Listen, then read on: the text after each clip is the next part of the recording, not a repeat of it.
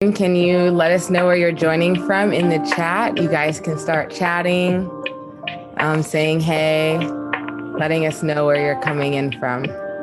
We'll get started in about 5 minutes.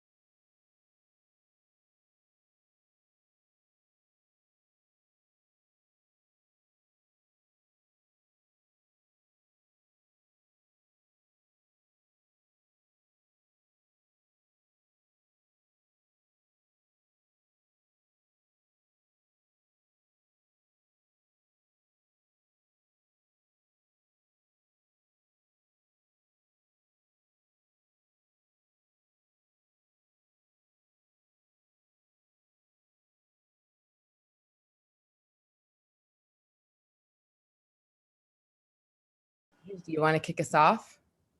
Yeah, welcome everyone. Hi, I'm Eves. I use they, she pronouns. And I'm Martina. I use she, her pronouns. And we are in the newsletter working group of Survived and Punished. And we are your hosts for the evening. Tonight, we're celebrating the launch of Survived and Punished fourth newsletter, Free Survivors, and our very first podcast series that we worked on in collaboration with Audio Interference. It's called Archiving Abolition. So I'm going to share my screen really quick. 1 second, folks. So sorry to interrupt, but we do need to make the interpretation announcement. Oh, go ahead. So we're going to need to restart. Buenas noches a todos. Vamos a hacer el anuncio que va a ser bilingüe. So, Sayuri, ¿quieres empezar? Y después de este anuncio vamos a empezar la interpretación y Sayuri les va a explicar cómo hacer eso. Hola a todos. El evento de día de hoy se llevará a cabo en inglés y español. En unos minutos, la función de interpretación se activará y podrá ver el icono del mundo en la parte inferior de su pantalla. Y ahí le puede hacer clic al mundo y lo llevará a la interpretación. Si está llamando desde la aplicación de su celular, va a ver 3 puntitos que dicen More o Más y ahí lo llevará a interpretación. Tiene la opción de seleccionar audio original y lo puede apagar o mantener.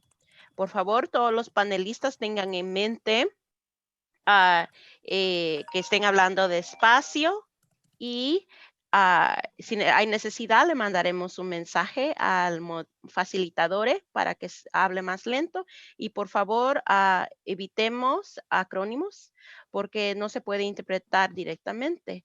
Entonces, gracias. Que tengan un buen evento. Hello, everyone. Today's event will be held both in English and Spanish. In a few minutes, the interpretation will be activated and you will see a globe icon at the bottom of your screen. Click there to select your preferred language. You can also choose to maintain the audio language or turn it off. If you are calling from your cell phone and you're using the cell phone application, it will look different. You will see more, and there it will take you to the preferred language. Panelists, please keep in mind to please speak slowly, and if we are in need of someone to slow down, we will message you. And please keep in mind to avoid acronyms because sometimes they do not interpret directly the same. And thank you very much. Have a great event. Thank you so much.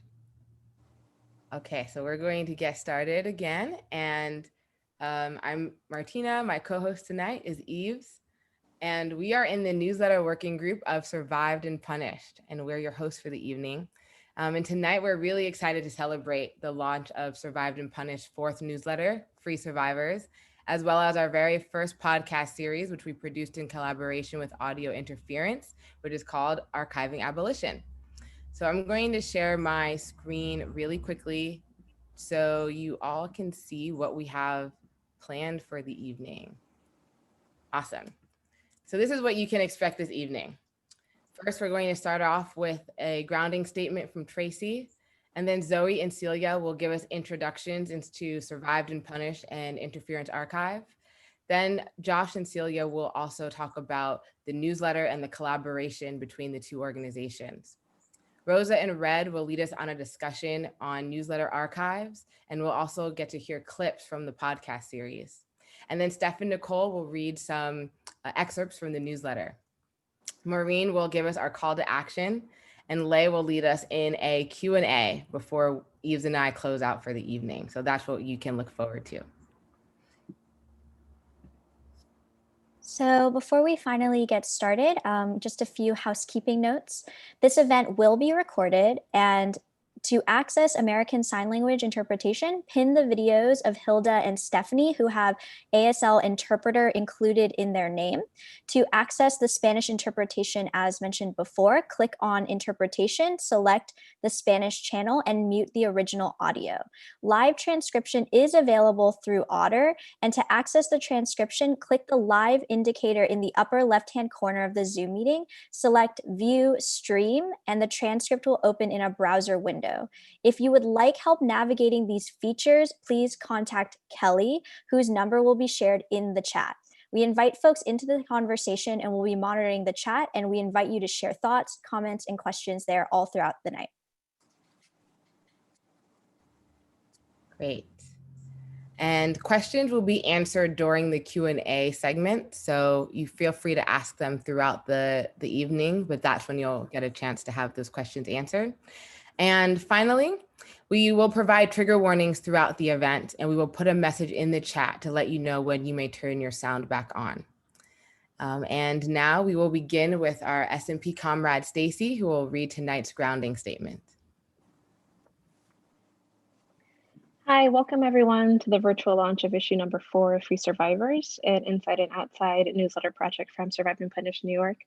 Thank you for sharing space with us tonight. My name's Stacy and I use she, her pronouns, and I'm a member of the Free Survivors newsletter working group. I'd like to set some intentions for us tonight to help ground the space. So we're here to build and grow abolitionist community on this side of the wall and forge and sustain community across the wall as we listen to the testimony and poetry from our friends on the inside, support them, and advocate for their release. We're here to learn how we can support our friends inside and free them all. And we're here to cultivate comradeship in the face of state violence. We know that Black, Latinx, and Native, trans, and cis women, as well as non-binary and gender non-conforming people, are the fastest growing populations in prison, all disproportionately affected by gender violence and mass incarceration. Many of these folks are immigrants and sex working or trading people. We honor their survival strategies, whatever those may be. Our editorial work exists in the tradition of past feminist anti-carceral publications like No More Cages and Through the Looking Glass that have spoken across walls that call for the total end to incarceration, and we honor that tradition tonight. Tonight, we also honor the life and memory of our dear friend, Darlene Lulu Benson Say. On April 28th, 2020, Lulu passed away from COVID-19 at 61 years old. She was the first woman to pass away from coronavirus in a New York State prison. Lulu was a beloved daughter, sister, mother, and a dear friend and comrade. At this time, I'd like us all to close our eyes if you're comfortable and share a moment of silence for Lulu.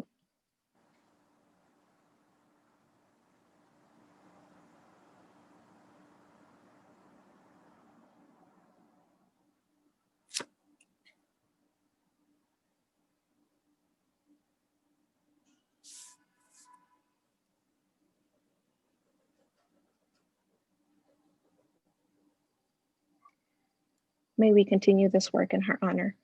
Thank you for joining us tonight as we think about the legacy of abolitionist organizing and newsletter making and our collective commitment to freeing everyone from cages. Thank you, Stacy. And now we'll give the floor to our comrades Zoe and Celia, who will introduce Survived and Punished and Audio Interference, the two organizations behind today's event. Thank you, Yves. My name is Zoe. My pronouns are she, her, and I'm a member of Survived and Punished. Survived and Punished New York, an affiliate of Survived and Punished National, is a prison abolition organization.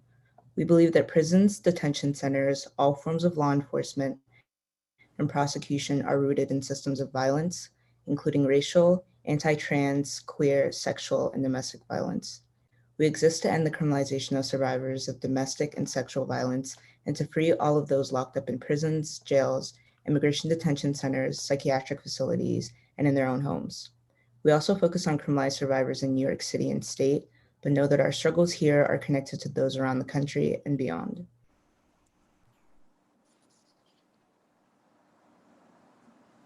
Thank you, Zoe. My name is Celia, pronoun she, her. I am a member of the Audio Interference Working Group and a part of Interference Archive.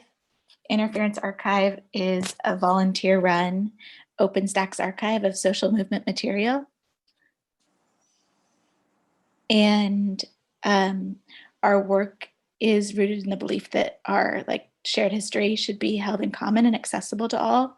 I am not an archivist, but something that Interference Archive has taught me a lot about is sort of this idea of preservation as use, and through producing materials in common and holding them in common, and using them to inform our movements.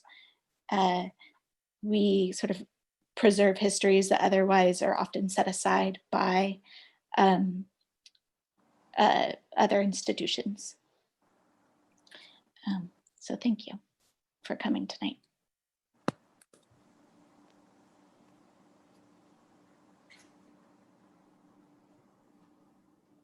Great. And now we'll have Celia and Joshua speak about the collaboration between the two organizations and the newsletter. Hi, thanks, Martina. My name is Josh. I use he, him pronouns, and I am a member of Survived and Punished. So the Free Survivors newsletter is a project of Survived and Punished New York that was started in 2018. It is a quarterly publication distributed online and in print across the walls, featuring poems, articles, artwork, and news by and about criminalized survivors and their supporters. We aim to support the expression and struggle of our comrades inside and to build community, communication, and organizing among survivors. As Stacy mentioned earlier, we seek to work within the tradition of past newsletters that have spoken across the walls, especially feminist publications like No More Cages and The Fire Inside. Our collaboration with Interference Archive emerged from reflections on what it means to inherit this legacy, to read words from survivors organizing decades ago in publications collected and saved by comrades over the years, and also from a desire to make this newsletter a gift to those who will continue this work in the future. You'll hear more about this soon, but for now, I'll just close with a quote from a piece in the latest issue of Free Survivors titled Reflections on Archiving Abolition. And this is the quote. "We want the newsletter to connect us through time, backward to the abolitionist feminists whose work we build on, and forward through the looking glass to people living in a time when there are no more cages, knowing that we are a part of the braid connecting those times, holding those relationships in our hearts, gives us hope and courage." Thank you.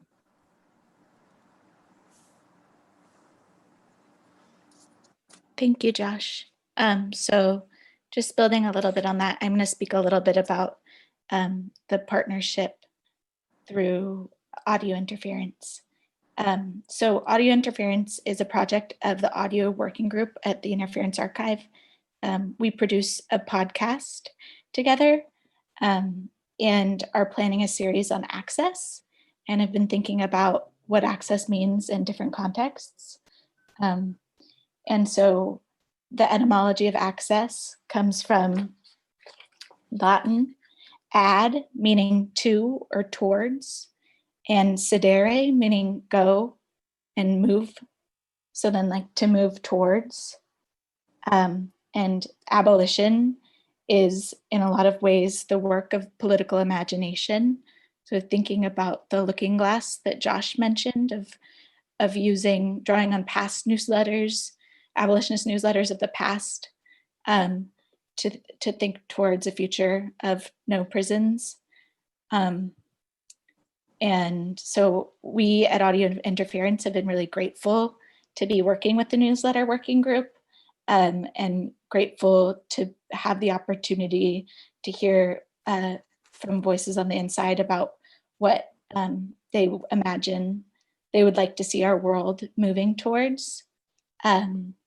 We've also been thinking a little bit about access with relationship to interdependency, and have been reading a little bit of Mia Mingus.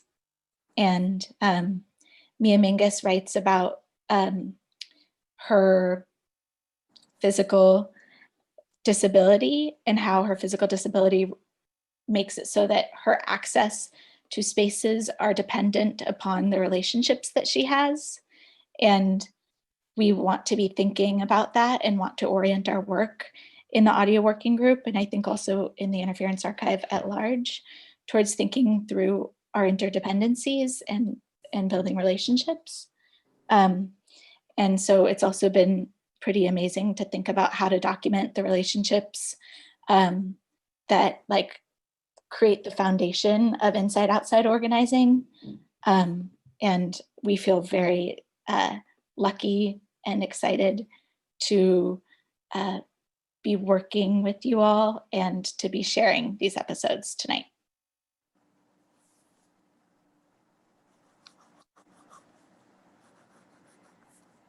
Thank you so much for that, Celia. And thank you also, Josh. And we're all very excited to have worked with you as well and proud of the work. So thank you. So now we are excited to introduce our comrades Rosa and Red, who will lead us in a discussion on the importance of archival work, as well as preview some clips of archiving abolition.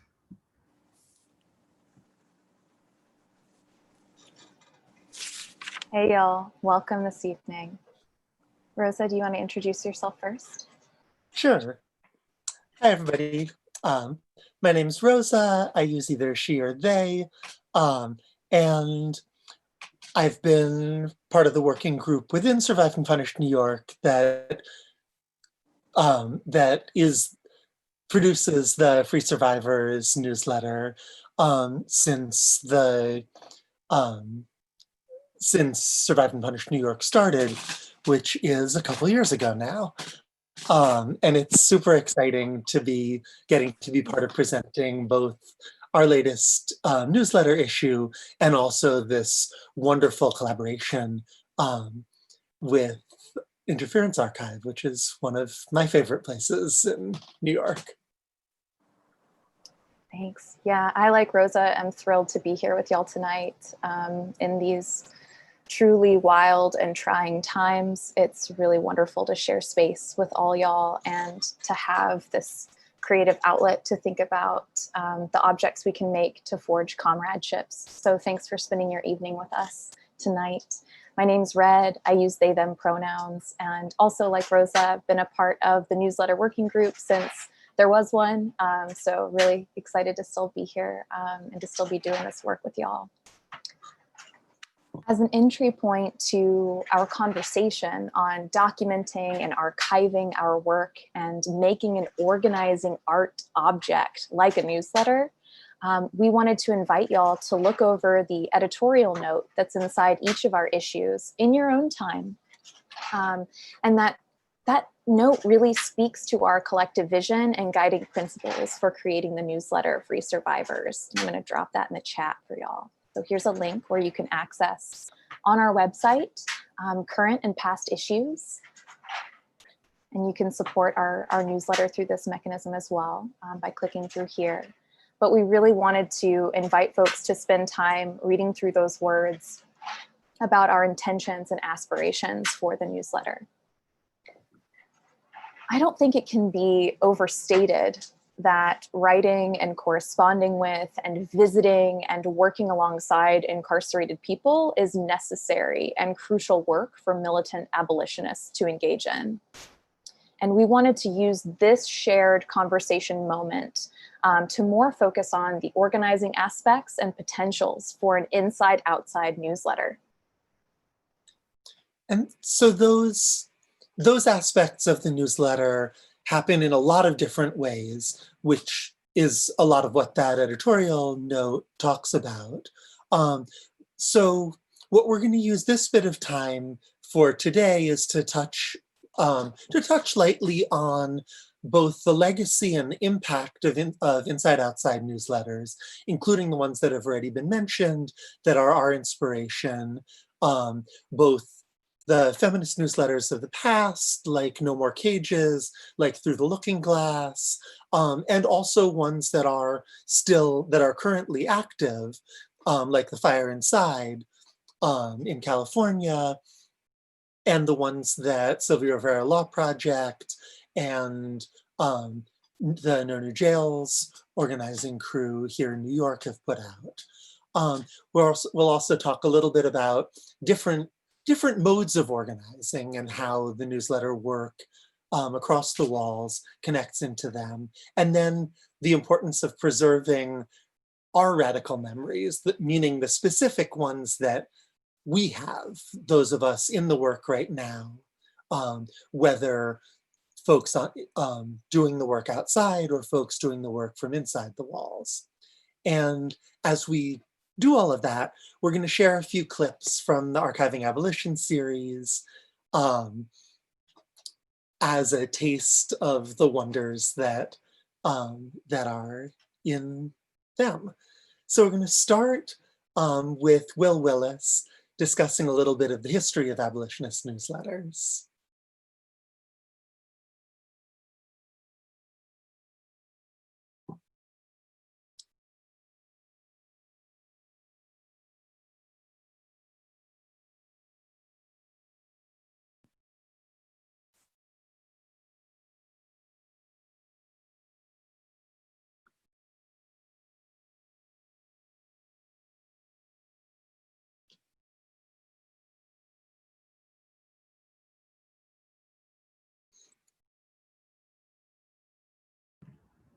Thanks, y'all, for your patience while we get the sound together.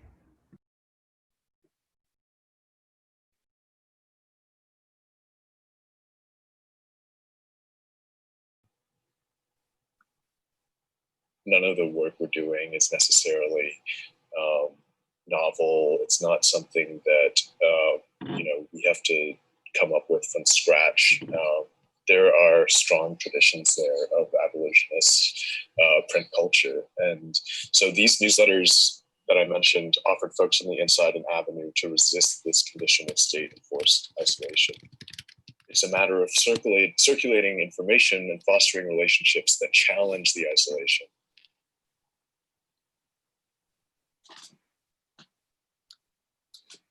So as Will was saying, one of the things that we draw on with Free Survivors is the particular history of newsletters from the 70s and 80s that were specifically developed by feminist projects outside the walls to create and develop close relationships with imprisoned women, both trans and cis, in that period.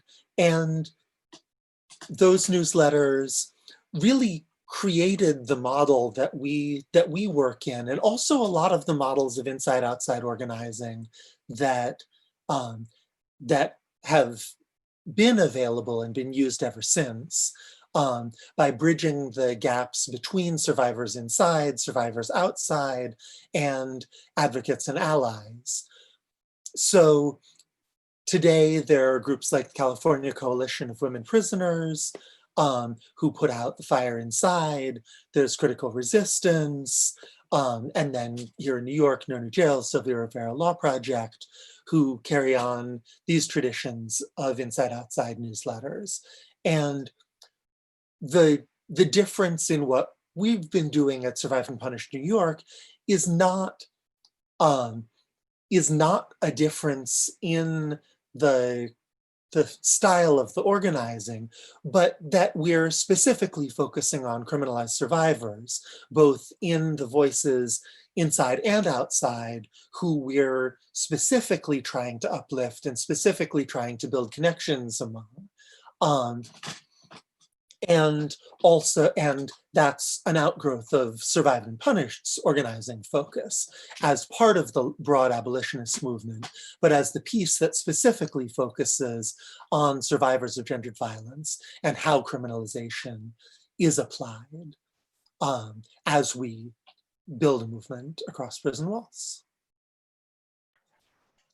And for folks who aren't familiar with one of our main sources of inspiration for Free Survivors, the newsletter, we wanted to share a little bit more about this newsletter that we keep referring to, No More Cages. So I wanted to just kind of give folks a little bit more introduction to what No More Cages is and was as a newsletter, and why it's such a source of inspiration for us. No More Cages was a newsletter focused on women in prisons and jails and psychiatric institutions. It was published with the intention of providing a forum through which incarcerated women could speak and coalition build. Outside prison groups could find one another and unite. And also others could familiarize themselves with the struggles of women behind bars and learn how to organize around and support them. Articles on incarcerated members of the Palestinian women's movement, capital punishment in the South, and activism supporting decriminalization and the civil rights of sex working people in Canada and San Francisco were featured within its pages. It also included information on specific cases. It was a Freudian slip, but it did talk about the specific manners of caging that these folks were enduring, right, in the prison conditions that these folks faced. It also talked extensively on the financial exploitation of persons who were diagnosed with what were called psychiatric illnesses, and the relationship of the military-industrial complex to prisons. And so this comes from a little bit of an background or comprehensive history on No More Cages, and I'm going to drop this link in the chat so that you can look at a few of these issues as they are archived online. So I'm going to drop that there for folks. So you'll see this text that I was referring to in the introductory remarks in the link that I just shared. So why look at these things? Why look at historical examples? Why draw inspiration from past newsletters that are not necessarily continued to be published? I think as Rosa was talking about, and as our comrade William was talking about in that audio clip, it's about situating our politics and our practices in the legacy and tradition of this work, right? Both acknowledging that we come from a long legacy of folks doing this work, primarily Black and Brown femmes and women, folks who have experience in the carceral system, and folks who have been doing gender-based organizing around survival, whether it be folks advocating for sex workers' rights and those experiencing violence in the trade, whether it be issues around non-carceral organizing around domestic violence. And this stuff, it's so amazing, y'all, when you look at these issues of No More Cages, how much of this material, there's such a through line, there's such a really intense and such amazing lessons to be gleaned from these things. And so we wanted to start from that moment, right? Because we believe truly that we should be writing our own accounts of our work and preserving our understanding of it. We don't think that we can wait for others to do this writing or this work for us, nor can we always trust accounts written by folks outside of our movement spaces, right? This gives us an opportunity to clarify our own principles, right? And lessons learned when we do this necessary reflecting and documenting work. So we just wanted to kind of bring a little bit of that into this space as well. And I think our next clip is going to be coming from one of our dear comrades, Alicia Walker. So as we're talking about naming and writing our own stories and being able to kind of step into write our own collective power and taking our narratives back, right? And documenting our struggle. This clip from Lili is going to be talking a little bit about or can serve as a model for the kind of inside-outside work that folks do when they share their stories, both of survival, but also of resistance. So we're going to have this clip shared now. So just wait for that audio. Here's Red Schulte reading Alicia Walker's responses, written in May 2020. Listen to us. Solidarity comes from building relationships, connecting with other advocates, and the drive to keep fighting and not give up. I'd say to be effective, you must stay connected at all costs. Letter writing campaigns need to be responsive to our needs. The newsletters let me know what's going on outside. This organizing news is so crucial. Getting report backs on actions and campaigns, it keeps us all going.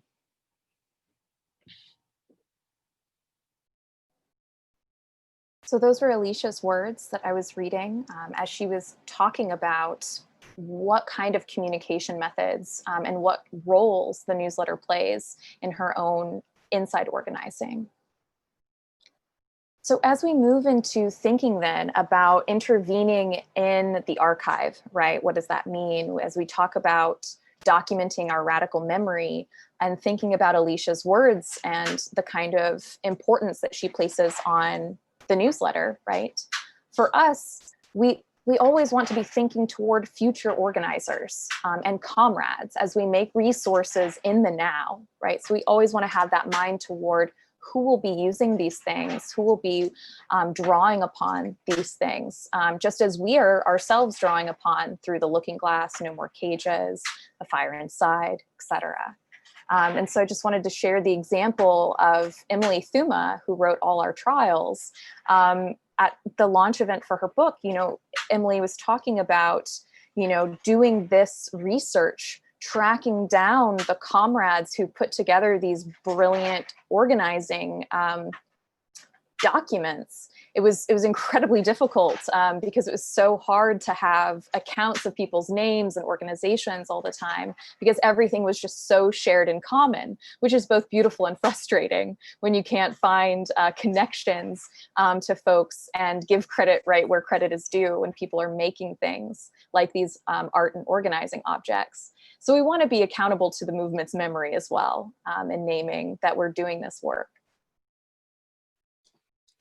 And that's shaped decisions that we've made within the newsletter working group to start including our names in the issues of the newsletter, which we didn't do at first, partly because having followed the practice that we had seen, not just in No More Cages, but also generally in a lot of feminist and abolitionist work, of preferring not to do things with our individual names on it when we're working collectively. Having heard from Emily that the book that was connecting us back to this lineage had been harder to research and harder to write, even after only 40 years.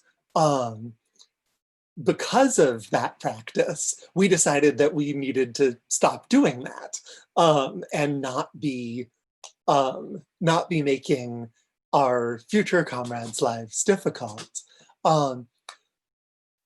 Despite that, though, we have in the time that we've put out this newsletter, been able to connect with one of the No More Cages collective members, Shotzi, who is still around, is still active, organizes with Jewish Voice for Peace New York, and who has come to one of our issue launch events, or letter writings, I can't remember which now, and is a lovely connection to have in the flesh as well as on paper. And we've also, of course, been able to read the words that the creators of these newsletters, both inside and outside, put in them, in places like Interference, in places like the Barnard Center for the Research on Women archive, and then, of course, in Emily Thuma's book, which I'm just going to say a tiny bit more about because it's such a wonderful resource for folks doing work in these abolitionist feminist lineages. So the book is a book about the ways that during the 70s, grassroots women activists inside and outside of prisons forged a politics against both gender violence and incarceration. It explores basically the history that carceral feminist accounts tell us doesn't exist, by telling us that what we're doing now is new. And she documents and describes the histories of mass defense campaigns, of prisoner uprisings, of broad local coalitions, of national gatherings, and the print cultures that worked across the walls to show the ways that for as long as there has been carceral feminism, there have been feminist abolitionist critiques of it and alternatives to it. It's always been a choice which side of that line to be on in our work. And one of the things that we're trying to do in that lineage is also to make the histories of that lineage part of our work, not just in events like this that are accessible to folks outside, but also by making copies of Emily's book and other abolitionist books available to our inside comrades, and to ask comrades on the inside who are interested to write reviews and write responses to that work. So in our current issue 4 that we're just now releasing, we have a review by Jessica Paradiso of All Our Trials, Emily Thuma's book, which is wonderful to have as a knitting back and forth, specifically also in the relationships between New York City organizers on the outside and folks who are at Bedford Hills in particular, where so many of our comrades are, and where so many of the people who were writing in No More Cages and so on are. So yeah, so this process of building community and comradeship across the walls is also something that Red was pointing out when we were talking about what we wanted to be presenting today, also happens through the medium of newsletters between comrades inside the walls. That's absolutely right. And so I wanted to just bring up a couple of things that newsletters also clarify as a way to kind of round out this conversation moment that Rosa and I are having. Amongst also demonstrating the kinds of, and the need to acknowledge the different kinds of organizing, mutual aid, and political work that folks are doing inside and outside, right? That often gets brought up within the pages of our newsletters and newsletters of the past, right? There are also these moments of building comradeship through the newsletter. And so these newsletters facilitate conversations among folks inside that would otherwise be blocked or considered contraband, right? So this kind of direct communication that is so disallowed and is so punished, right, inside can be, right, kind of this workaround exists in the newsletter in which people can write into the newsletter and have debate, conversation. We see this time and time again in newsletters of the past. And so that's something that we're really invested in trying to cultivate and support with Free Survivors, as well as it continues to develop as a newsletter. And also communication with folks outside, right? And so clarifying politics and organizing amongst folks who are inside, talking to those who are outside. Often communication is blocked. So many of us on this call have friends, lovers, comrades, family, right? Both biological and chosen, right? Who are kept from us by the state. And the violence of the state, one of the ways that it is visited upon us is the incredible financial burden of prison technology communication, right? The ridiculous, arbitrary evil of the policies, right? And how those dictate the kind of conversations we can have, right? So we're very, very used to having coded and having, you know, all kinds of code switching in our conversations all the time, right? And newsletters can facilitate a different kind of communication. And so they exist to have debates, discussions, clarifying organizing work, giving report back, sharing art and poetry. And they do these things.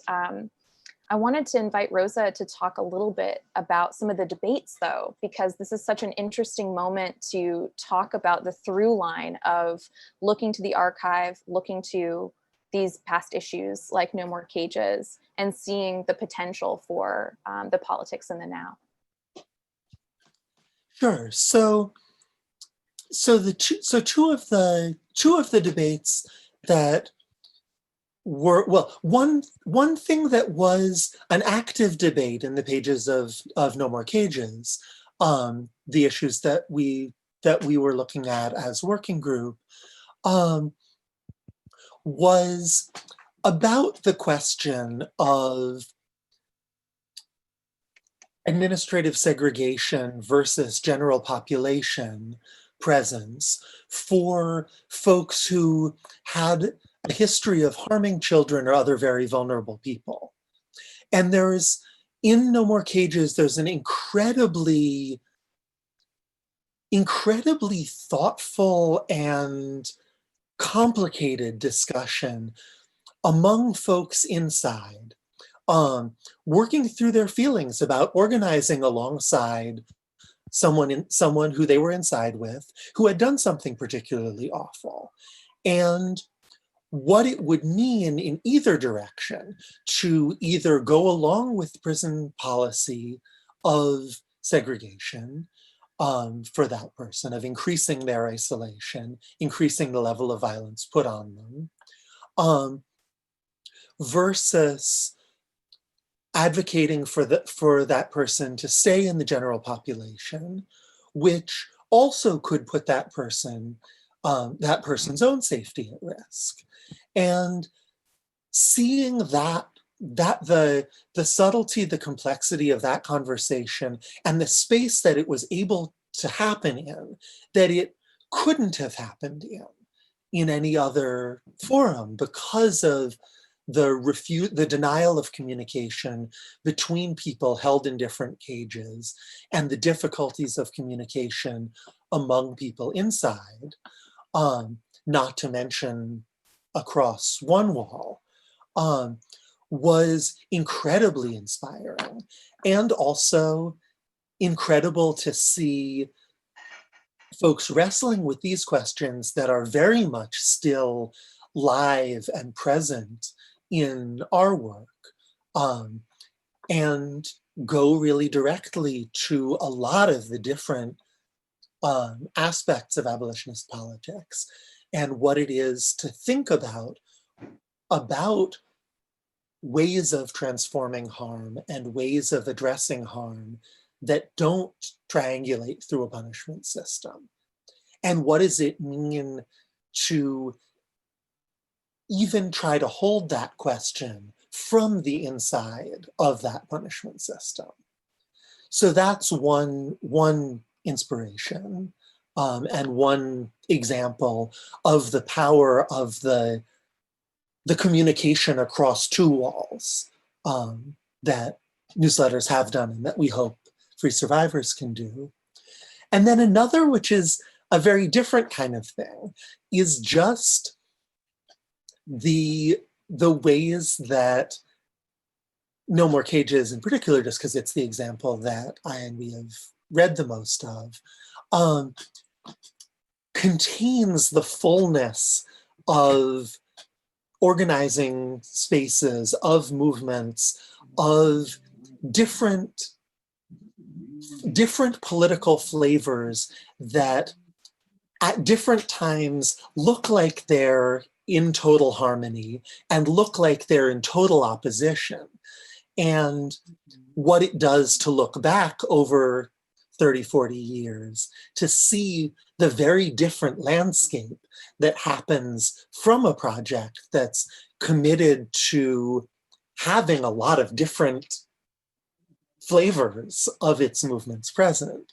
So over the course of a couple issues of No More Cages, there's a number of reports about the conditions that a trans woman comrade inside is facing, and a lot of different kinds of expressions of support, of testimony about that particular situation. There's a couple of different accounts from different places of sex worker organizing. And there's an account from a group of, in the language that they use to identify themselves, in that point, third world women, talking about militant actions shooting up porn shops. This is in the period where folks who were part of an armed organization called Direct Action also had carried out firebombing actions against shops in a particular porn store chain in the Northwest.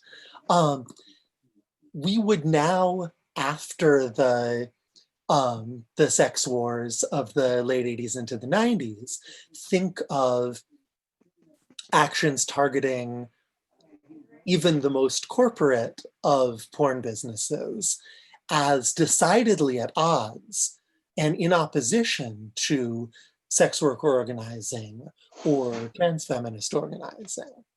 And the fact that all of that is coexisting in the space of the newsletter does something to, for me, and I would hope for a lot of us, to the ways that it's easy to project back our current political moments and the oppositions and divisions that we see into them onto earlier ones, and also to being able to even put in question, like, what are the divisions and intense oppositions that we're not seeing on those pages, because we're looking at them with the lens of our current political landscape.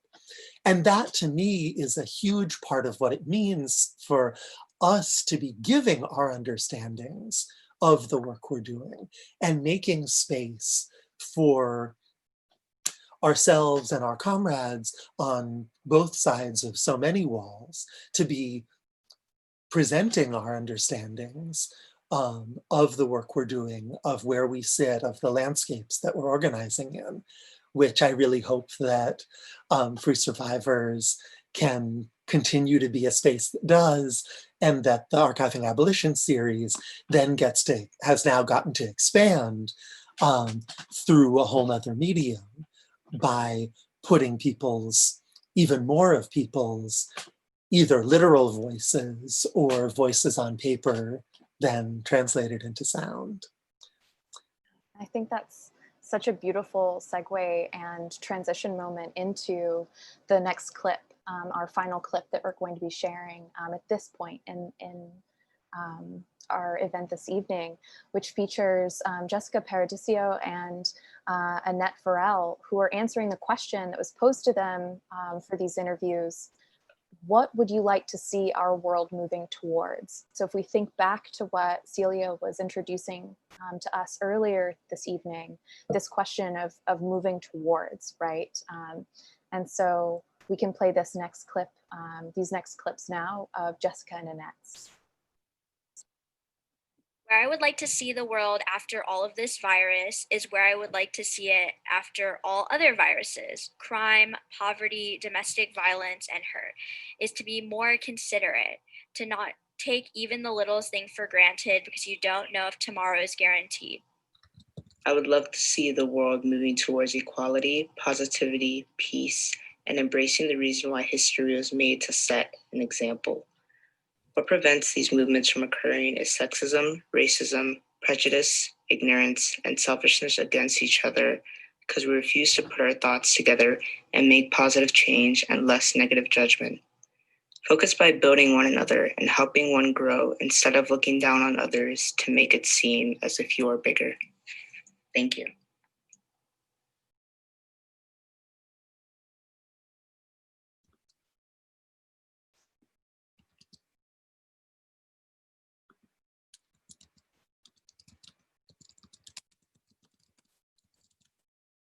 We'll turn things back over to our hosts for this evening, Martina and Eve. Thank you so much, Red and Rosa, for all of that. And I hope you all enjoyed a couple of clips from the podcast. Tonight, we're also celebrating the launch of our 4th issue of the newsletter, Free Survivors.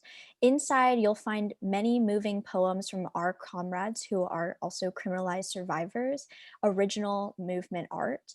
And our comrades Steph and Nicole are here today to read some of those poems from the newsletter for us. And we will also be giving you trigger warnings before some of those poems, so please listen out for that as well.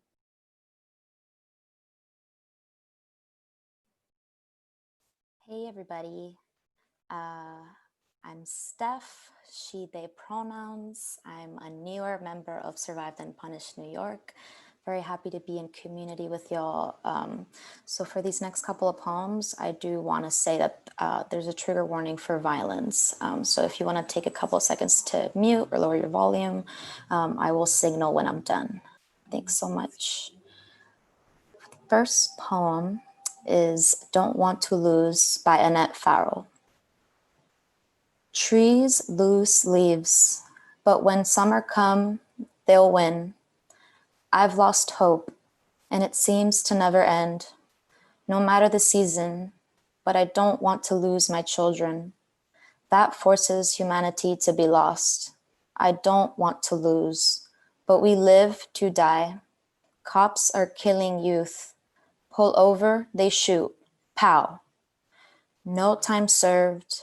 I won't lose, but live to fight another day. When death reaches me, I will have a legacy that lives on. But I feel as if I'm already gone. So much pain inside. As my heart scream loud cries, I won't and can't lose. Fighting for my youth and new generation repeated in my head.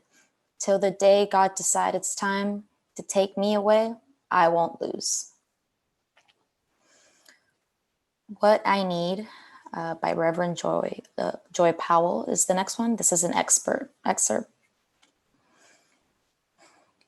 I don't need police to kneel with me. I need you to get off our necks. The Black and Latino lives are devalued and they refuse to protect or correct. It's not a figment of my imagination. Why do they want me to forget? I picture George Floyd that day with the officer's knee on his neck. It has me disgusted and totally vexed. We're pushed to bring and forced to protest. It's really happening. It's called civil unrest. I don't need to convince or justify your lies of why you choose not to socialize.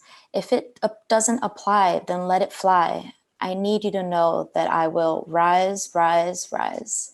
Can't you hear the mothers, fathers, and children's cries? Innocent people of color on death row waiting to fry. Why? Well, you need to know if I've paid the ultimate price with my life as an anti-violence activist against violence and police brutality and government corruption. The voices are sounding all over the world like a volcano eruption. Now, do you hear us? Are you taking the Black life serious? Some have lost it and become delirious. I visualize George Floyd handcuffed to the back of the cold ground. He pleads, please get your knee off my neck. I can't breathe. Repeated history in the 21st century. PTSD, it's hard to erase our memories. Thank you.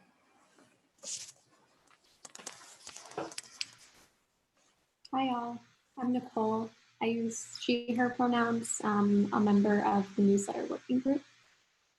This is a poem written by Jacqueline Smalls in tribute to Darlene. To my loving friend, Darlene. This is about one of your favorite hobbies, the hand that God dealt. Darlene, I heard that you were playing cards with God, and he dealt you the best hand that anyone could ever dealt you. God dealt you the big joker and the little joker, the deuce of diamond and the deuce of spades. Those are the highest winning cards to set you free from all the pain and suffering that you endured. Now you can say, thank you, God, for dealing me the winning hand that took me home, because now my spirit is free, free, free. Love, Miss Smalls. This next poem is by Tamara McCoy. Bedford Hills, Bedford sits still. Bedford done deals, Bedford feels, Bedford unreal, Bedford appeals, Bedford conceals, Bedford steals, Bedford kills. Thanks, y'all.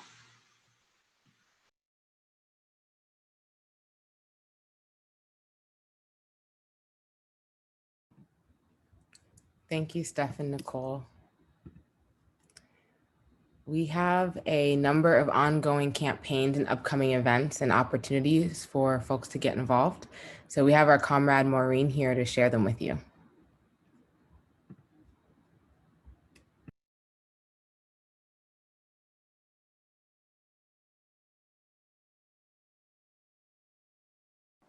Okay. On October 5th, can you hear me? Can you hear me? Okay, okay, sure. On October 5th from 6 to 7 p.m., there is a fundraiser and a political education event called it's Stand With Tracy, Black Survivors and Caregivers Resisting Criminalization. And I'm just going to say that this is put on by Tracy's, the surviving Tracy's family and the Survived and Punished Defense Committee, and supporting Tracy McCarter up and uplifting Black criminalized survivors and their caregivers' resistance against their criminalization, and embedded trans misogynoir and reproductive justice they face. Some of the speakers are going to be, we hope, Tracy, who on September 24th was released from prison because of the good work of her tenacious family and the Survived and Punished Defense Committee supporting her. So the speakers are going to be Dorothy Roberts, Ashley Sawyer, and Andrea James, who are really like amazing speakers. So so for people who don't know, Tracy McCarter in March was arrested and put in jail after accidentally stabbing and killing her ex-partner who came to her home. He repeatedly had abused her in the past and abused her that day. And she was put in Rikers. They were refusing to give her bail. Finally, through her defense committee, she was given bail and released on September 24th, but she was put on electronic monitoring. Her charges are still not being released, so we want her charges to be released. And of course, we don't think anyone should be on electronic monitoring. And I want to really, in terms of looking at the work of, I want to just say we're living in hard times right now where sometimes we feel hopeless. So I want to say this was a small win, but it is a win by the Defense Committee to get her released after repeated refusals of the DA and the people, the judges to grant her bail, to allow her to be released. So I think that's a big win that she was released on September 24th. Big praise for everyone who worked on that. And let's continue to drop all the charges and no electronic monitoring for Tracy McCarter. And big compliments again to Tracy's courageous and tenacious family who are part of this defense committee. So then from September 29th until October 13th, Critical Resistance, along with Artsy New York, with many sponsors, including Survived and Punished, are having an online event. It's called Imagine Freedom Artworks for Abolition. And it is an online art auction, programs and performances and discussions uplifting arts in movements for liberation. It's going to advance strategic grassroots organizing and cultural work against jail expansion and police violence, especially in areas of LA, the Bay Area, Portland, and New York, and amplifying as we resist the dreams we have for our future through arts and culture. So go to access these live events. You could go to Artsy New York or artsy.net /critical resistance. And you can also go to Imagine Freedom Artworks. You just put in Imagine Freedom Artworks and for Abolition, and if that will come up, a website will come up. And go to, especially for the discussions, the ongoing talks, go to the Facebook page of Critical Resistance, and you could follow it. on the 13th, that is the live auction, but there's ongoing discussions. You can buy things right now online, and you'll be benefiting the great work of Critical Resistance. So, and the work to, ongoing abolition work. So thank you very much, everybody.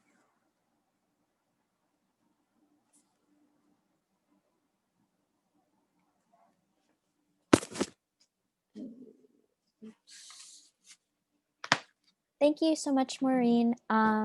So if you have any questions about anything about our work or about the podcast or the newsletter, you can go ahead and drop them in the chat, and we'll open it up for questions now, and Lei will moderate the Q&A.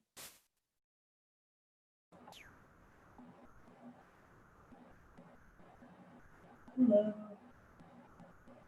It's nice to see everyone. So yeah, wanted to give us all some space to process everything. And if you do have any questions, feel free to drop them in the chat, or just unmute yourself and shout out. That's okay too. And yeah, I'm just gonna take some deep breaths.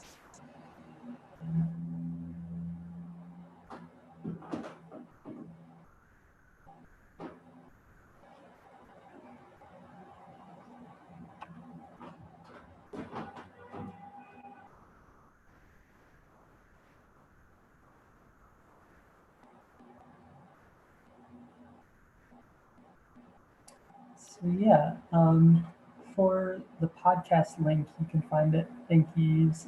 It's at audiointerference.org. And in a moment, I'm gonna do a walkthrough of how to navigate both that site and the Free Survivors site on survivedandpunishedny.org. It's a good question about if someone wants to write letters to women in prison, how one can do that. So there's a few ways. The first way is that Survived and Punished has periodic letter writing parties. We usually do them at least 3 or 4 times a year. So if you kind of check out our events page, there will be ones coming up that you can join and attend, similar to this, at a Zoom meeting with dozens of other people who are writing to women inside, cis and trans women and gender nonconforming folks. And in addition, you can also write them yourselves or start your own kind of letter writing group or party. There's resources on the Survived and Punished, not New York, but .org, which is linked in the chat, national site that gives you kind of the mailing address for a number of criminalized survivors that we're in contact with and who have asked for letters. So they're always super appreciative when they get letters and postcards, even from folks who don't give them return addresses, just to know that there's people supporting them on the outside. We always get a lot of feedback that that's just a beautiful thing.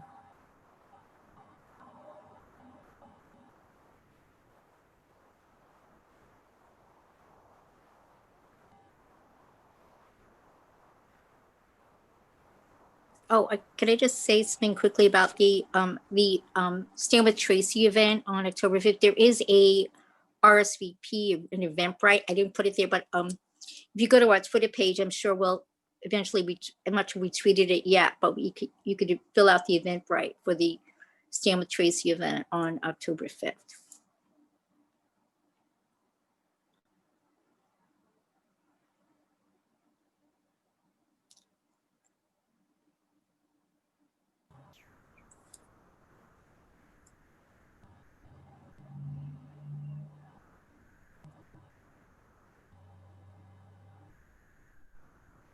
While we're still in this space too, I want to take a second to thank all the criminalized survivors who participated in the podcast. They did so at personal risk to themselves, because we have had comrades who have been retaliated against for participating in Survived and Punished actions. But I really want to thank EVA De Molina, Sasi, Annie Farrell, Jessica Paradiso, Alicia Lily Walker, and Andrea Benson. They're all such wonderful people, and I'm so thankful that they agreed to participate in this project with us.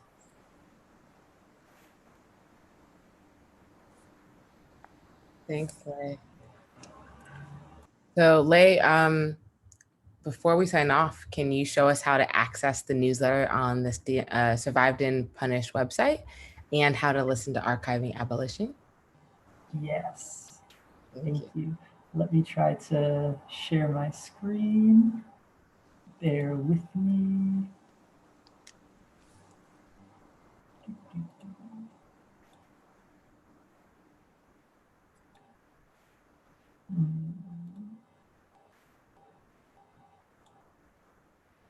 Okay, can folks see my screen? Cool. So this is the homepage for survivedandpunishedny.org. As you can see, we have a number of working groups that are kind of listed at the top here, mass commutations, mutual aid. And the third one from the center is the newsletter page. And if you click on newsletter, it will take you to our landing page for free survivors. And on this first page, it gives a little bit of history about our particular newsletter, as well as kind of our purpose for being an inside-outside newsletter. It's a very particular thing to produce something that's meant to go both inside prison walls and outside. And it's also very important to us to make sure that this is available in both print and digital editions. At the bottom of this page, you will also have buttons where you can donate to the newsletter fund and also see current and archived issues of the newsletter. And when you go to the newsletter button, you also see a drop-down menu where you can click on the newsletter store. And that's where you're going to want to click on if you're interested in purchasing newsletters. So once you get to this page and it loads, because it's a lot of information for our small site, you'll see all of our most current issue at front and center, issue 4 that just got released. If you click on the title of it, you can download the PDF for free. And you can feel free to print them out if you want, mail them to folks. We want to make it as accessible as possible. And to this panel here, to the right or left, one of them, it says past issues. And you can also download any of our past issues in our archive. So we have 4 total. If you continue scrolling down, you'll see a description of our newsletter pricing. So basically, we want to make the newsletter free to anyone who's incarcerated inside, all criminalized survivors. So if you know someone and you want them to get a newsletter, we can mail it to them for free. You just have to click on this little button and fill out a quick form, and we'll send them our next issues, and we'll continue sending them as long as we're operating. And it also has a breakdown of the single issues. You can purchase one singular issue, say if you want issue 4.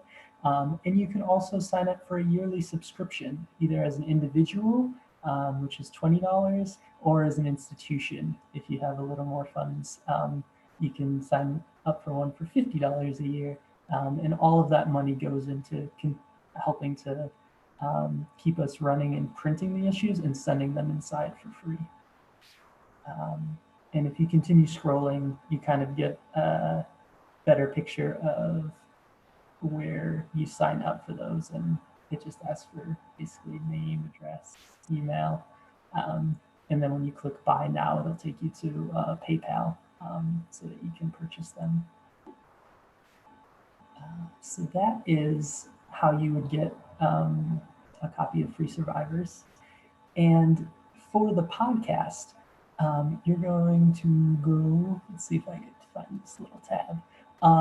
You're going to go to audiointerference.org, and it will redirect you to this beautiful page, which has all of Audio Interference's episodes, which you can listen for free on this site. And all the ones that were done in collaboration with Survived and Punished are at the top of the page, episode 77.1.2, etc. And we chose to break them down into mini episodes, which features an interview with an individual criminalized survivor, as well as one of the episodes, I believe episode 1, which is with 2 of our outside organizers, Maureen and William, giving some more context for Survived and Punished's work. And the last episode, which is features a song by 2 of our 2 criminalized survivors that we work with, EVA and Sasi. And that's how you can access the Audio Interference podcast.